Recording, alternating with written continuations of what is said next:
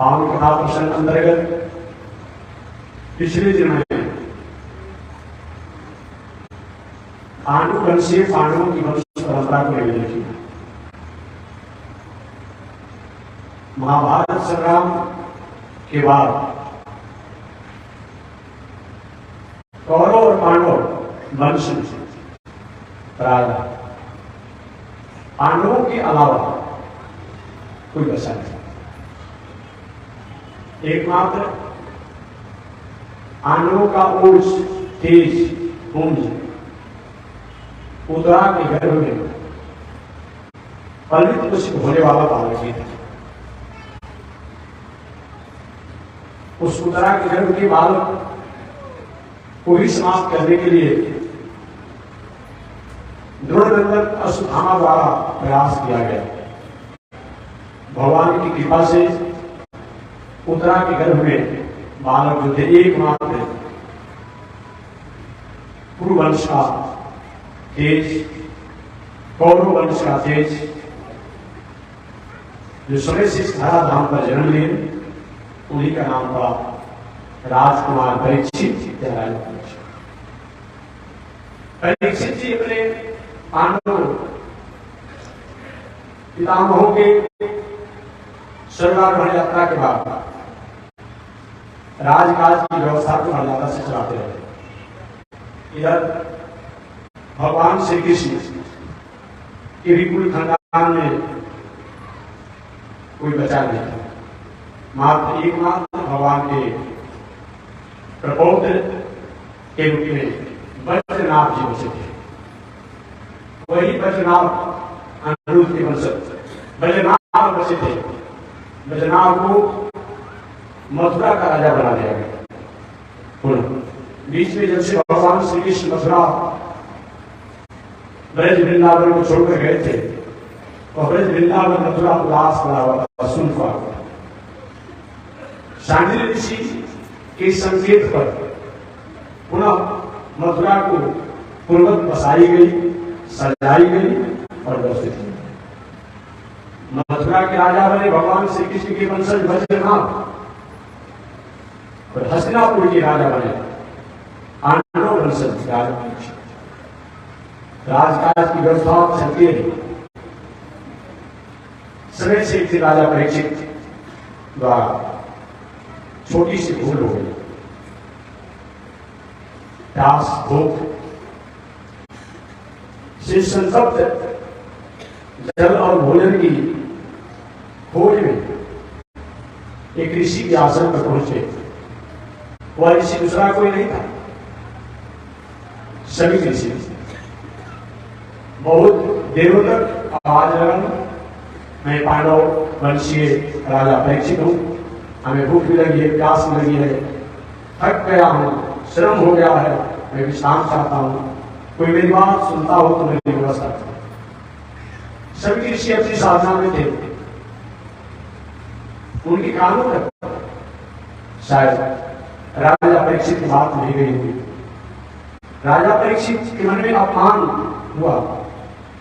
मेरी आवाज लगाने के बाद भी मेरी बातों पर यकीन नहीं किया जा रहा, ध्यान नहीं दिया जा रहा, और जो कुछ नहीं बोलना चाहिए वो भी बोल दिया। एक मारा हुआ नाग था, उस नाग को सभी ऋषि के गर्दन में लपेट दिया।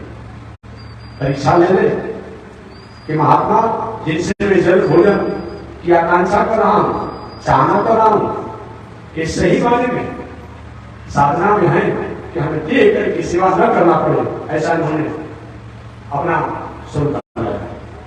बस सभी ऋषि की साधना सत्य थी। सिर्फ गले में लपटे जाने के बाद भी कोई पर असर नहीं पड़ा। राजा परीक्षित तो चले गए। कुछ देरों के बाद सभी ऋषि का पुत्र श्रृंगी आया। देखा कि मेरे पिता की साधना का लगा, ये मारा हुआ सर लपेटा गया। और छोटे छोटे ऋषि कुमार को कहा कि राजा अपना नाम परीक्षित बता रहा था, पांडव वंशी बता रहा था, हस्तिनापुर का सम्राट बता रहा था, वही ऐसा। श्रृंगी ऋषि पुत्र ही अपने हाथों में जल लिए और जल लेकर संकल्प लिया कि अगर मैं भी ऋषि पुत्र हूं राजा द्वारा अकारण पिता के साथ ऐसा जो बर्ताव किया गया है यह कभी भी क्षण नहीं है। और मैं साफ देता हूं आज के सभी दिन ये मरा हुआ नाग जो है इसका वंश रक्षक नाग और यह साफ लेकर के बालक फूट करके रोने लगा। कुछ देरों के बाद सभी ऋषि की अपनी ध्यान से टूटी, लेकिन बेटा क्यों रो रहे हो, क्या बात है? नहीं, एक राजा आया था, अपना नाम परीक्षित बता रहा था, भारत का सम्राट बता रहा था, उसने आपके साथ व्यवहार किया है, मैंने उसको साफ दे दिया। सभी ऋषि ने अपने हाथों से मरे हुए सांपों को निकाल करके हटा दिया। अरे बेटा संत है तो संतों के साथ होते रहता, मान सम्मान क्या होता है? कोई मारा लगा दे तो नहीं पाते, मारा वसत लगा तो नहीं पाते, क्या इसमें जाने वाला कहने के साथ नहीं देना चाहिए। लेकिन जो हो गया सो हो गया, इसको तो रोक नहीं सकता है। अपने शिष्य गौरव से सभी ऋषि ने सूचना भिजवा दिया, कर लीजिए कि राजा परीक्षित वो आज के सपने दिन तो बढ़ना ही है, लेकिन मरने की तैयारी करें। वही गौरव नाम का एक शिकार गया, राजा परीक्षित बताया। राजा परीक्षित अपने मुकुट को जेवी निकाला, अपने आप चिंतित हो गए, मैंने बहुत बड़ा अनर्थ किया, हमारा हक नहीं बनता, इस तरह से बर्ताव करना चाहिए। जिन संतों के संरक्षण में मैंने अपने जीवन को जिया और मैंने कहा क्यों किया, लेकिन साथ ही मौका मिला है, ईश्वर ने मंगल कर रहा।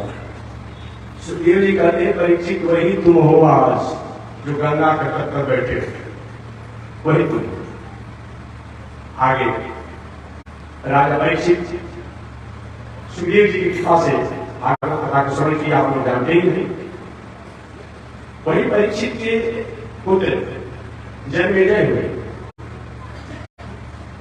वह जन्मेजय यहाँ तो संस्कृति में इसी वंश परंपरा का मैं विचर वंश की ओर वंश परंपरा निर्णय कर रहा हूं। वह जन्मेजय अपने पिता की घटना को जो जाने बहुत दास हुए। तक्षक नाग ने काटा है, मैं भी एक ऐसा जग करूंगा जिस जग में सभी शत्रु प्रजा के समाप्त हो, वंश परंपराएं समाप्त हो। जब आयोजन के परीक्षित के पुत्र जन्मेजय विद्वानों द्वारा आहुति के माध्यम से उस सब आकर के हवनीकुंड में गिरने लगे। उसी से ब्रह्मा जी आकर के समझाया, जन्मेजय तुम्हारा हक नहीं होता, सृष्टि में सभी प्राणियों का अधिकार होता है। जो सृष्टि को मनाने वाले हो तो सृष्टि की परंपरा को बिगाड़ने वाले कौन होते हो? तुम्हारे पिता को एक शर्त से कहा, अब तुम शर्त से वंश परंपरा समाप्त कर दोगे, ऐसी बात नहीं है, रुको इसमें। वही जन्मेजय उस शर्त को रोके और प्रस्ताव पराजित किए। आगे जन्मेजय के पुत्र सतानिक हुए, सतानिक के वंश परंपरा, सतानिक के पुत्र सहस्त्रानिक हुए और सहस्त्रानिक की वंश परंपरा में बहुत आगे चलने के बाद एक नेमी चक्र नाम के राजा हुए। और नेमी चक्र के वंश परंपरा में बहुत आगे चलने के बाद नेमी चक्र की अंतिम पीढ़ी के राजा क्षेमक हुए। इसके बाद कलियुग में इस चंद्रवंश की वंश परंपरा के राजा क्षेमक वंशी हुए, फिर आगे वंश परंपरा नहीं बढ़ा। क्षेमक के बाद जो भी वंश परंपराएं आगे हुई वो मूल राजा का वंश परंपरा नहीं था। राजा ने मंत्री को सेवक को अमूल ने इस तरह से एक वर्णशंकर राज परंपरा की क्षमता चली, सेवक तक मूल क्षमता चला। इधर राजा गुरु की वंश परंपरा में आगे चल करके एक बहुत बड़ी जो यशस्वी जरासंध की कथा में पहले सुना चुका हूं, वो जरासंध के पुत्र जिनका नाम था सहदेव, एक सहदेव पांडव वंशीय थे, इनका नाम सहदेव था। एवं सहदेव के मार्जारी हुए, मार्जारी से शुद्ध सर्वा हुए, शुद्ध सर्वा से आयु हुए और आयु से आगे चलकर इस वंश परंपरा के 23वीं पीढ़ी में अंतिम राजा के रूप में रिपुंजय हुए। ये अंतिम राजा जरासंध के वंश परंपरा में हुए, रिपुंजय हुए। आगे मगध देश के राजा और आगे चल करके रिपुंजय के बाद जरासंध जो मगध देश के राजा थे, इस वंश परंपरा में राजा को मार करके अशोक एक छत्र राज करेगा। पहले इसकी किया कथा सुनाया जा रहा था उस समय लगभग द्वापर युग समाज में कलयुग प्रारंभ था, इसलिए अभी तो बहुत समय बीत गया है। तो मगध देश की राजा को मार करके अशोक एक छत्र राज करेगा, ऐसी भविष्यवाणी सुखदेव जी महाराज ने किया।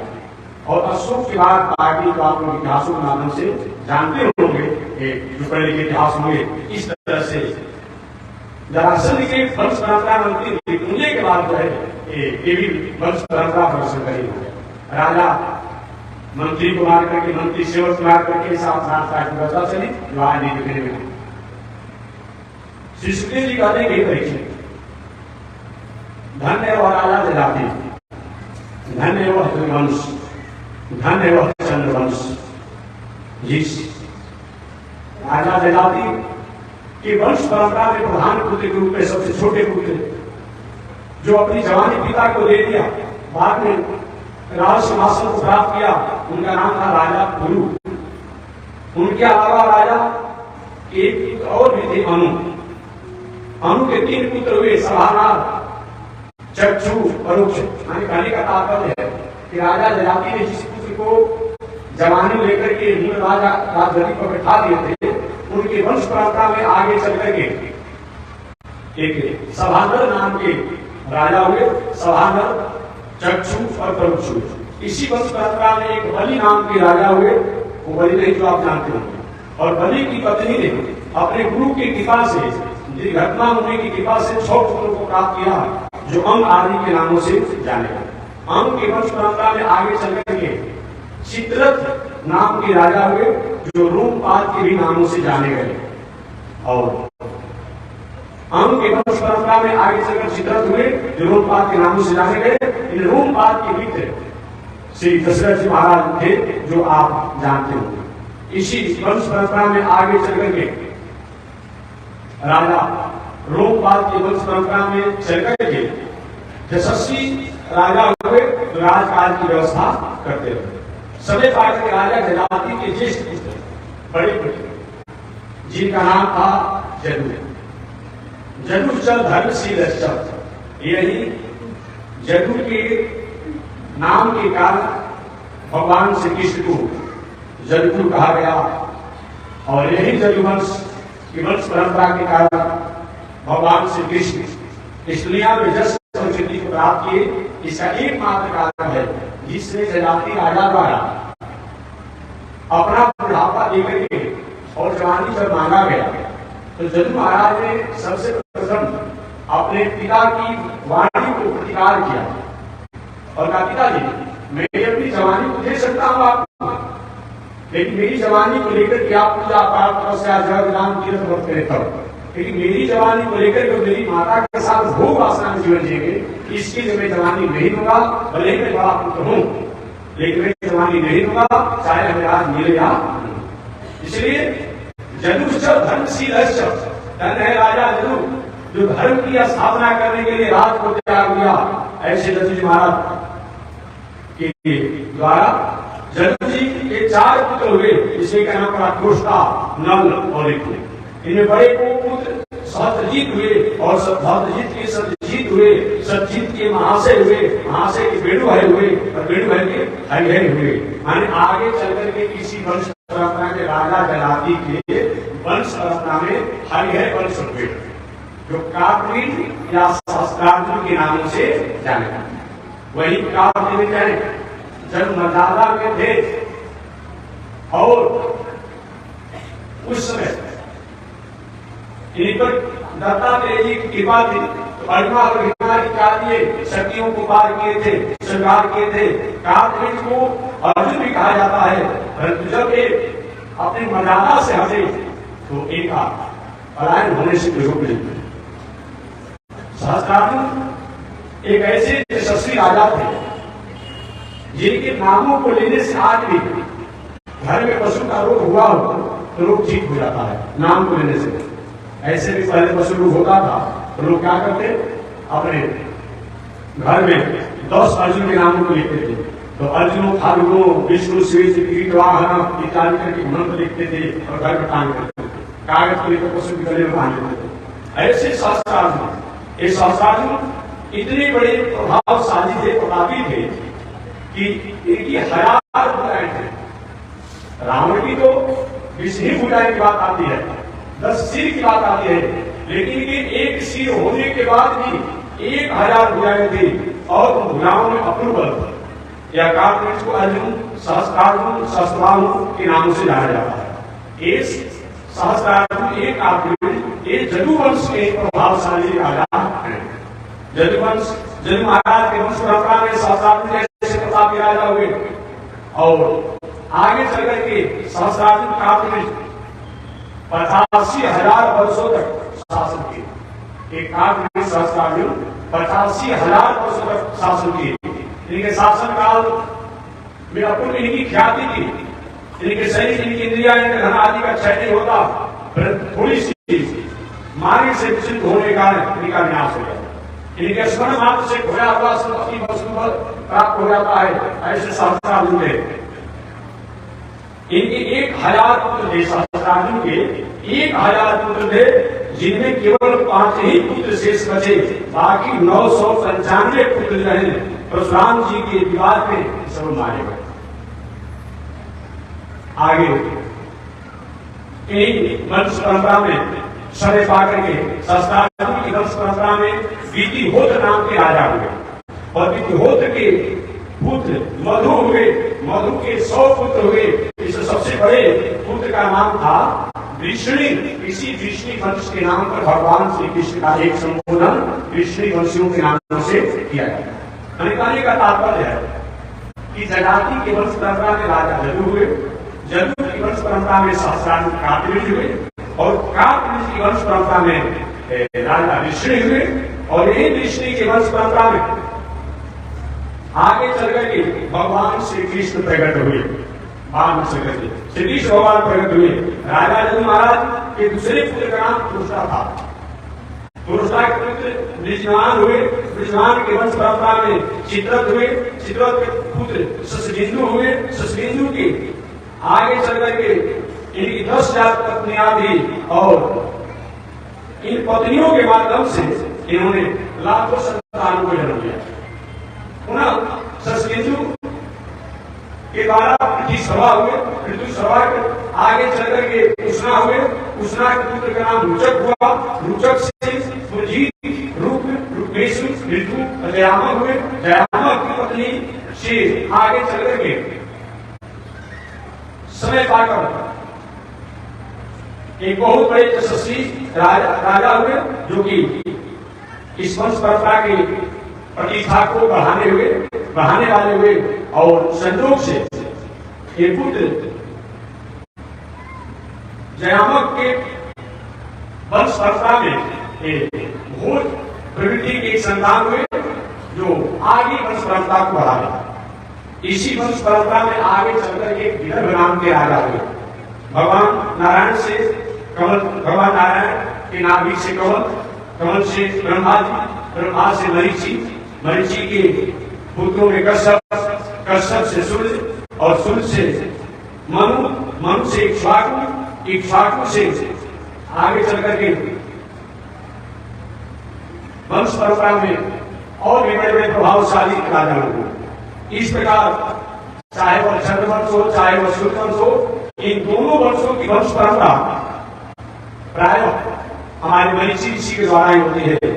आगे चंद्रवंश की पूरी वंश परंपरा को श्री सुखदेव जी महाराज करते हैं। कौन कौन मुख्य से इतना बड़ा वंश परंपरा है सुनाना संभव नहीं, लेकिन मुख्य राजाओं को तो चंद्रवंश की वंश परंपरा को निवेदन करते हुए सुखदेव जी कहते हैं संक्षिप्त में आपको भी जानिएगा कि भगवान श्री कृष्ण की संक्षिप्त में वंश परंपरा। भगवान श्रीमन नारायण, भगवान श्रीमन नारायण के नाभि से कमल, कमल से ब्रह्मा, ब्रह्मा से मरीचि, मरीचि से कश्यप, कश्यप से सूर्य, सूर्य से मनु और मनु से राजकुमार शुरू और राजकुमार शुरू जो शंकर जी की पत्नी पार्वती के साथ से जो स्त्री हो गए थे, उन राजकुमार सुंदर स्त्री वेश में और चंद्रमा के पुत्र बुध, इन दोनों की मर्यादा से एक बालक हुए जो पूर्वा के नाम से जाने। वही आगे चल करके पूर्वा और पूर्वा के वंश परंपरा में हरिवंश क्षत्रिय हुए, जिनको हरिवंश कहते हैं, और इसी वंश परंपरा में ऋषि नाम के राजा हुए। इसी वंश परंपरा में जयाति के वंश परंपरा में जदू की आगे चल करके जामवंत, और जामवंत से विदर्भ, और विदर्भ का विवाह भुजा नाम की एक राजकुमारी से हुआ। राजा विदर्भ के 3 पुत्र हुए, जिनमें कुश, क्रोध और रोमपाल हुए। रोमपाल विदर्भ के वंश में बहुत बड़ी प्रभावशाली राजा हुए। आगे रोमपाल के पुत्र बबरू हुए, बबरू से कीर्ति हुए, कीर्ति के उसी हुए, उसी के चेदी हुए, चेदी से चेदिराज, और चेदिराज के वंश परंपरा में दंभोज हुए, और दंभोज तथा शिशुपाल। आगे विदर्भ के पुत्र जो ग्रथ थे, उस ग्रथ के पुत्र कुंती हुए, कुंती का दृष्टि, दृष्टि से निवृत्ति, निवृत्ति का दशार्थ, दशार्थ का व्योम राजा हुए। इसी वंश परंपरा में आगे चल करके सातवत नाम के राजा हुए। सातवत के 21वीं पीढ़ी में भजमान नाम के राजा हुए, और भजमान से भजी हुए, उनसे दिव्य हुए, विष्णु हुए, देवदीप हुए, अंधक हुए और आप हुए। आगे इस भजमान के वंश परंपरा में निलोचनी और किंगड़ी नाम के पुत्र हुए, दूसरे से सताजित और सरजित नाम के पुत्र हुए। आगे इसी वंश परंपरा में समय पाकर के देश काल पात्र के अनुसार और बड़े बड़े और अनेक अपने आप राजाओं का प्रादुर्भाव। इस प्रकार भगवान के वंश परंपरा में देवावृत हुए, और देवावृत के वंश परंपरा में महाभोज हुए, और महाभोज की वंश परंपरा में आगे चल करके महाभोजवंशी यादव हुए। सुखदेव जी कहते हैं परीक्षित, विदर्भ के वंश परंपरा में बहुत आगे चलने के बाद सातवत नाम के जो राजा हुए, इनसे सिनी और अनिमित नाम के राजकुमार हुए। अनिमित से निम्न हुए, और निम्न के सहस्रजीत हुए, सहस्रजीत से प्रसेन हुए, और प्रसेन के वंश परंपरा में आगे चलकर अनिमित हुए। अनिमित से सिनी हुए, और सिनी के सतक हुए, सतक के युधान हुए, और इसी वंश परंपरा में जाकर सातकी भी हुआ, और इसी वंश परंपरा में एक जुगंधर नाम का एक नाम पुत्र हुआ।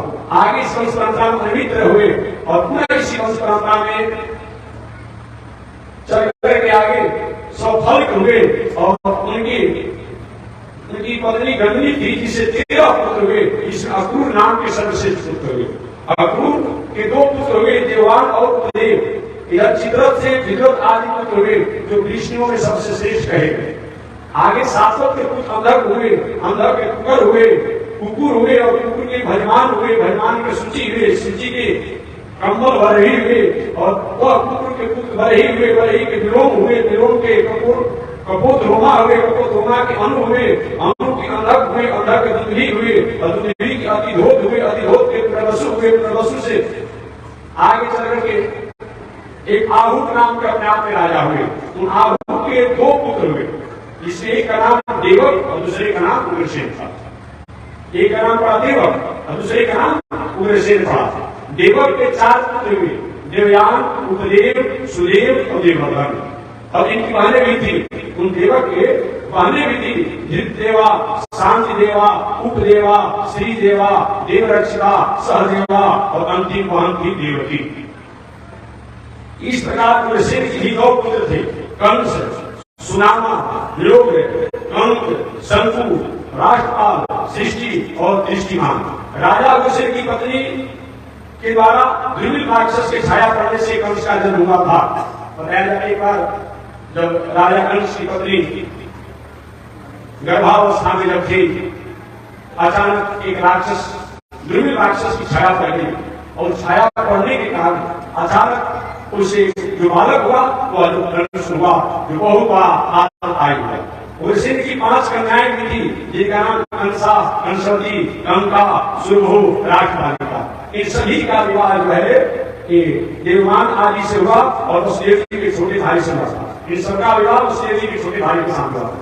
ऋषि वंश में आगे चलकर के चित्ररथ नाम के राजा हुए। इस वंश परंपरा में विरत हुए, विरत से शुरू हुए, शुरू से भजमान हुए, भजमान से सिनी हुए, सिनी से संभोज हुए, संभोज से हृदय हुए। पुनः इसी वंश परंपरा में देववाह हुए, धनवा हुए, कीर्तवर्मा हुआ और देववीर नाम के पुत्र हुए। देववीर के पुत्र सुरसेन हुए। उन सुरसेन की पत्नी का नाम मारिसा था। मारिसा के गर्भ से 10 निष्पाप पुत्र हुए, जिनका नाम वसुदेव, देवभाग, देवसर्वा, आनंद, श्रीधर, श्यामल, करुण, शनि, वत्सक और वीर था। ये सबके सब आत्मा थे। वसुदेव जी के जन्म के समय, वसुदेव जी माने 10 भाई थे। वसुदेव जी के जन्म के समय सब आकाश पर आवाज हुआ था, दुर्भिया हुई थी। ऐसे वसुदेव जी का एक नाम आनंद दुर्भी था। आगे चलकर इसी वंश परंपरा में श्री वसुदेव जी के पुत्र रूप में भगवान श्री कृष्ण हुए। श्री सुखदेव जी कहते हैं परीक्षित, इतना ही नहीं, उन्हें कृष्ण भगवान वसुदेव जी की जो एक मित्र थे जिनका नाम था सुरसेन।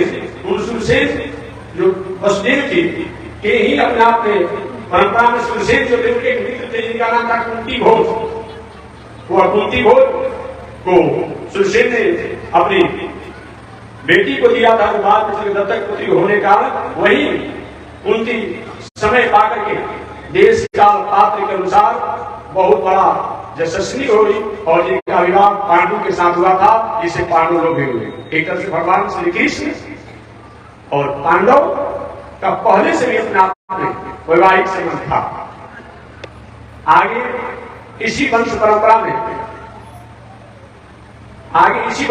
में कहते सुखदेव जी के ये परीक्षित, तुम्हारी दादी जो कुंती जो थी, वो छोटी बहन सुदेवा का विवाह पुरुष देश के अधिपति विश्रवा के साथ हुआ था और उसी के गर्भ से दंतवक्र शिशुपाल का जन्म हुआ था।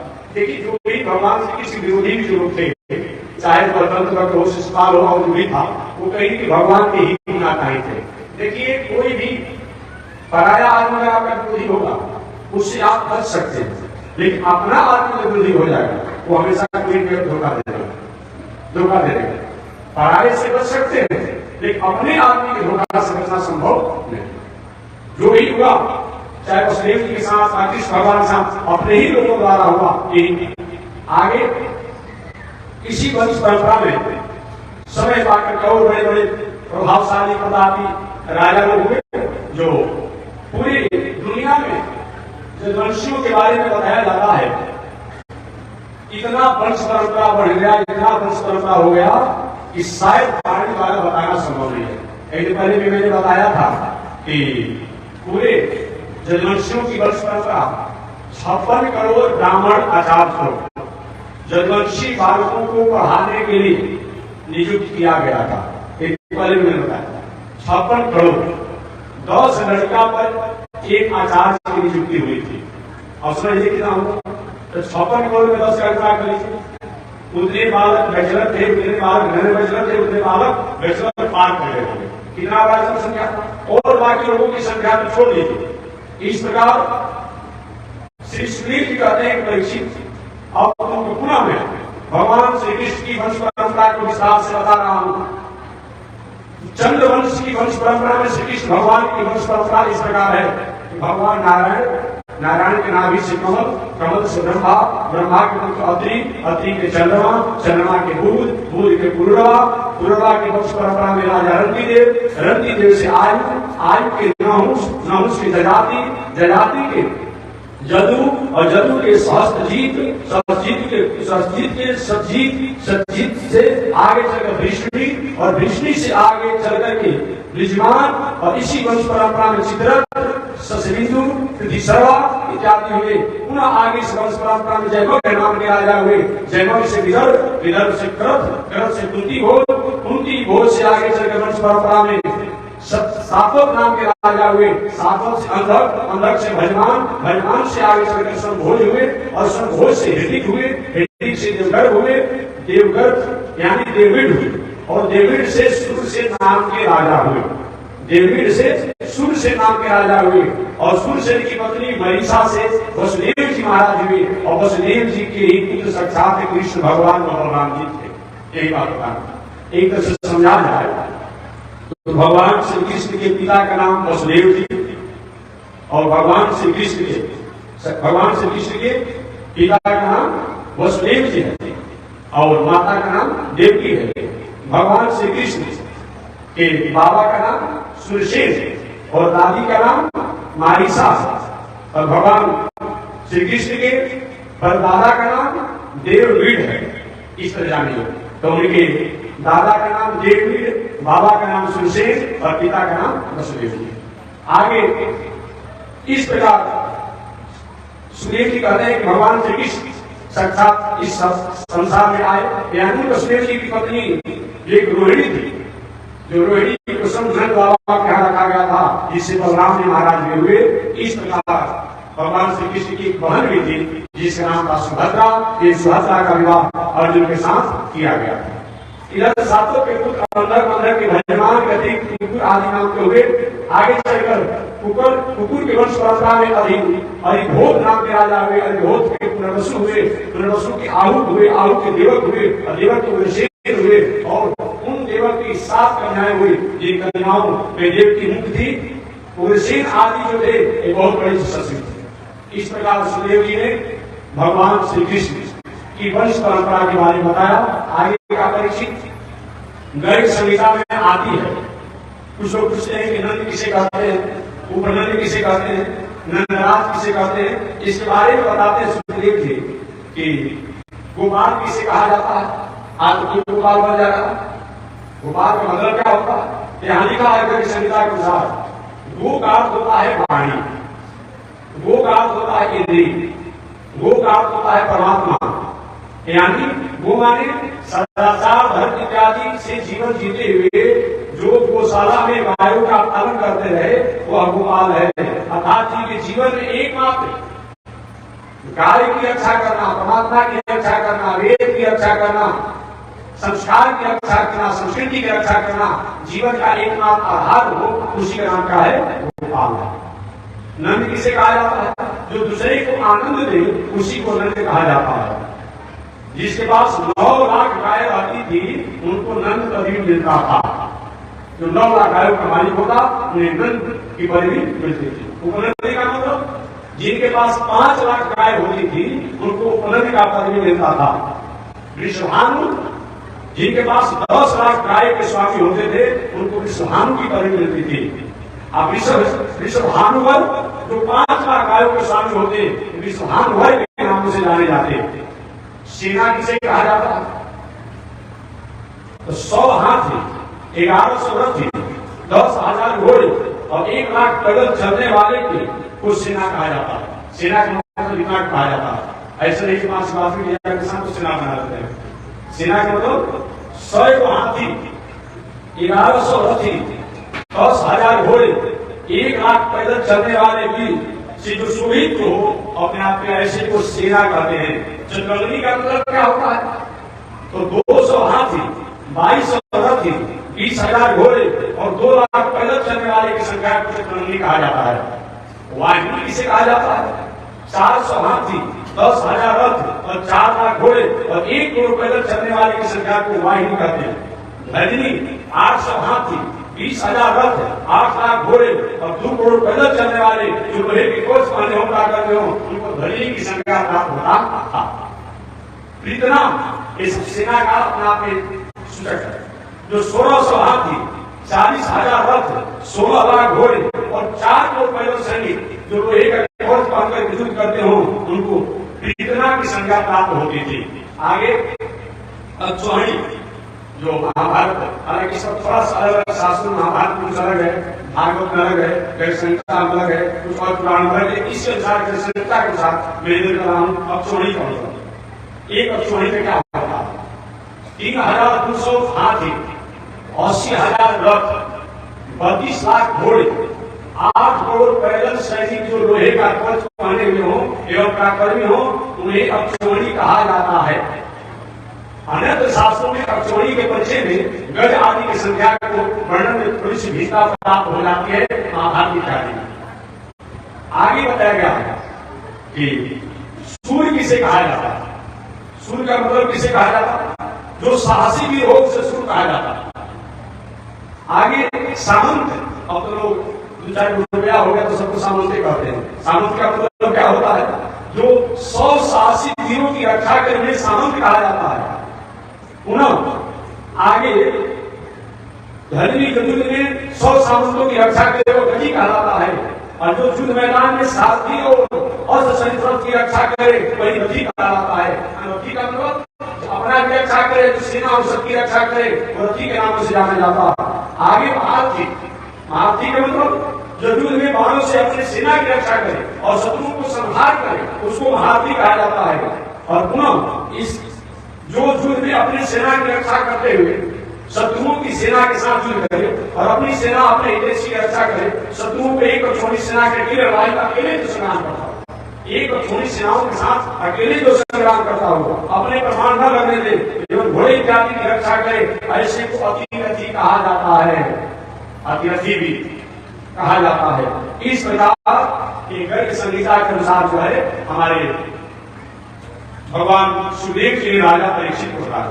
अंत में श्री सुखदेव जी महाराज ने कहा कि हे परीक्षित, सुखदेव जी कहते हे परीक्षित, भगवान श्री कृष्ण इस धराधाम पर आए और आकर के प्राणियों का उद्धार किया, प्राणियों का आंदोलन किया, दुनिया के लोगों में सद्भावना दी और अंत में अपने परिवार के लोगों में कुछ घटना होने का आना और सब इस धराधाम को समेट करके ले चले गए।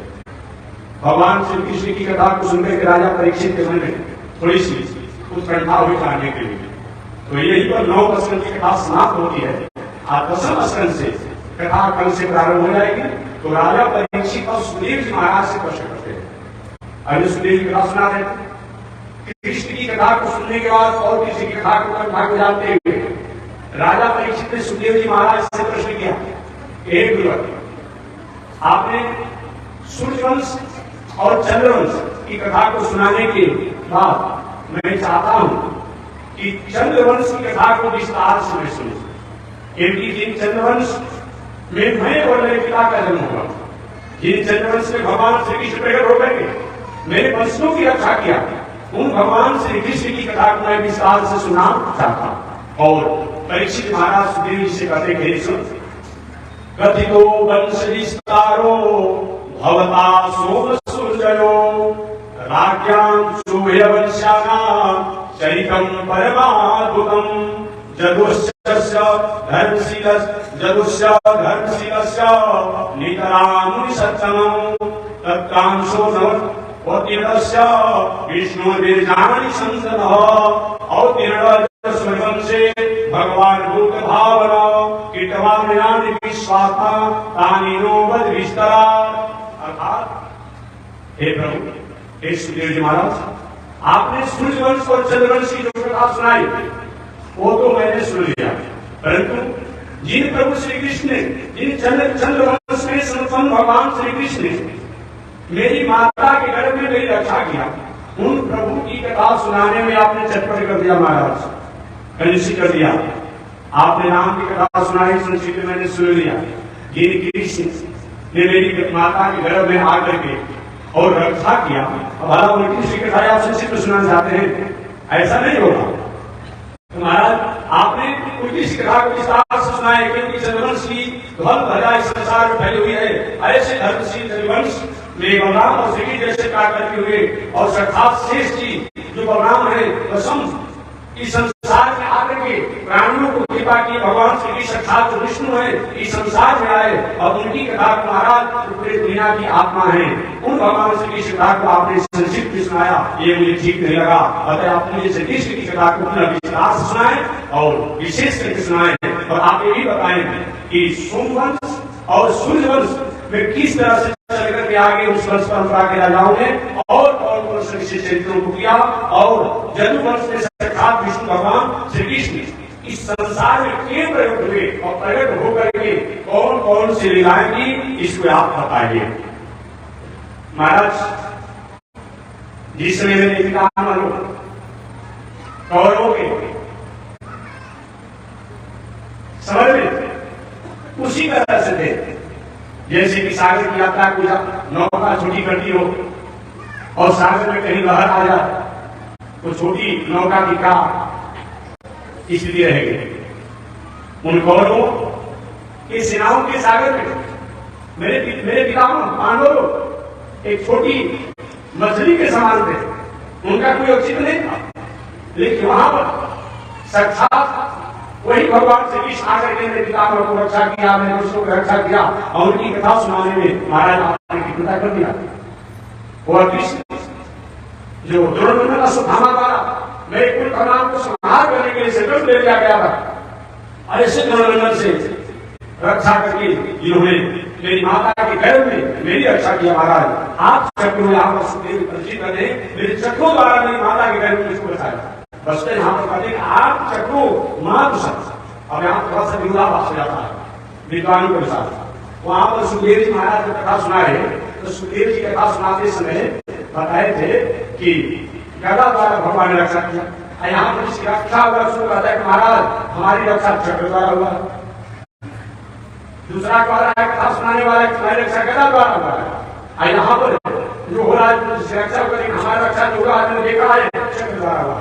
अब कैसे दुश्मन में किया जाएगा? बात सच है कि राजा परीक्षित की रक्षा तो गदा द्वारा ही हुई थी।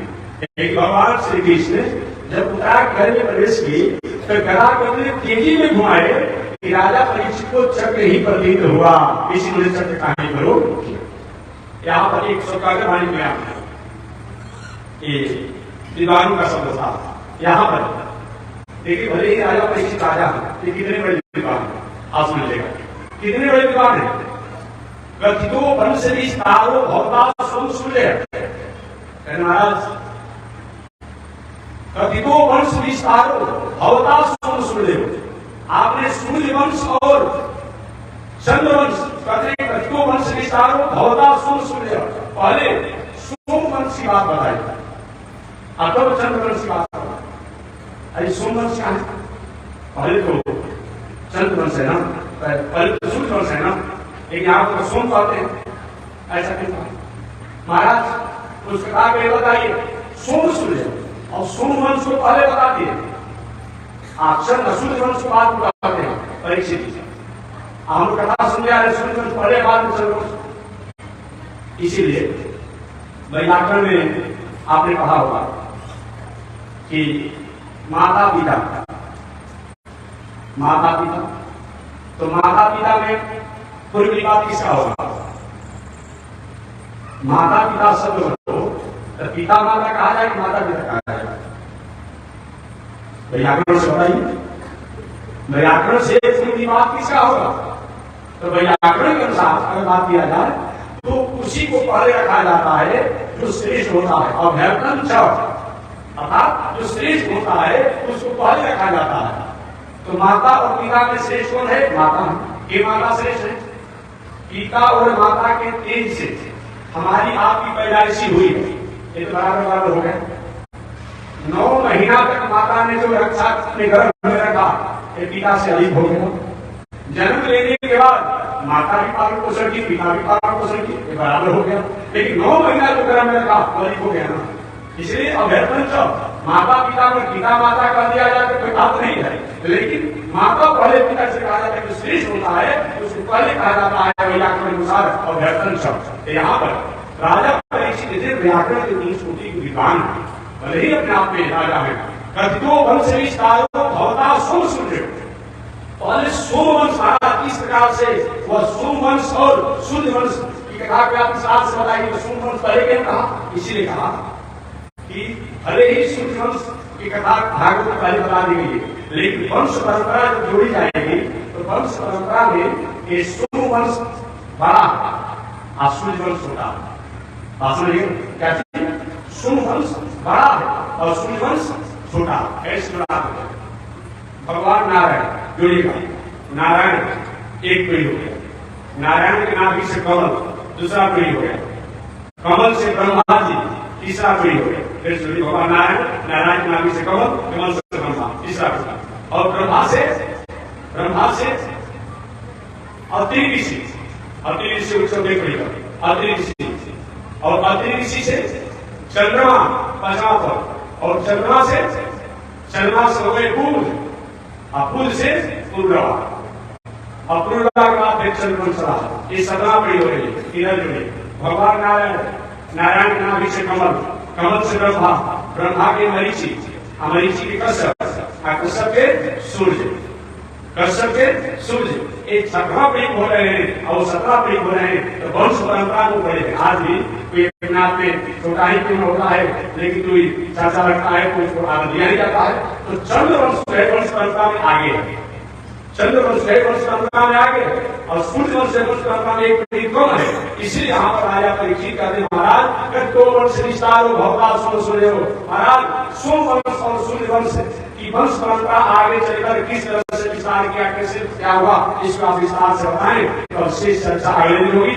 और अभी तक कथा हो रही थी, एक परमहंस की कथा हो रही थी, परमहंस कथा हो रही थी। और जो होगा ये हंस की कथा होगी। हंस माने मधुर मधुर कथा होगी।